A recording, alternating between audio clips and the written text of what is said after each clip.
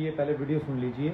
के आटे की रोटी बिल्कुल नहीं खानी चाहिए। ये चीज आयुर्वेद में बहुत साल पहले से लिखी हुई है, क्योंकि आयुर्वेद ये कहता है कि खाना बनने के 4 या 6 घंटे तक जो हमें मैक्सिमम 8 घंटे तक वो खाना खा लेना चाहिए, अदरवाइज जो है वो जहर के समान हो जाता है। हम क्या करते हैं, एक दिन पुराना फ्रिज में रखते हैं, ऊपर से फ्रिज से निकाल के सीधा ऊपर से खा लेते हैं, जिससे गला खराब की वजह से आयुर्वेदा का नाम खराब होता है। मैं आयुर्वेद में बिलीव करता हूं और मेरा गोल रहता है आयुर्वेद और मॉडर्न साइंस का बैलेंस मेंटेन करना। ये भाई बोल रहे हैं कि आयुर्वेदा में लिखा गया है कि फ्रिज में खाना जहर बन जाता है, तो जब आयुर्वेदा लिखा गया था उस समय फ्रिज होते थे। थोड़ी देर पहले जो मैं करके ये बताना चाहा कि जो फ्रिज का खाना नुकसान नहीं करता, जहर नहीं बनाता है, और 3000 साल पहले जो फ्रिज इन्वेंट नहीं हुआ था, बिल्कुल बात सही है भाई। आयुर्वेदा में जो 3000 साल पहले फ्रिज इन्वेंट नहीं हुआ था, भाई की थोड़ी नॉलेज में कमी रहेगी।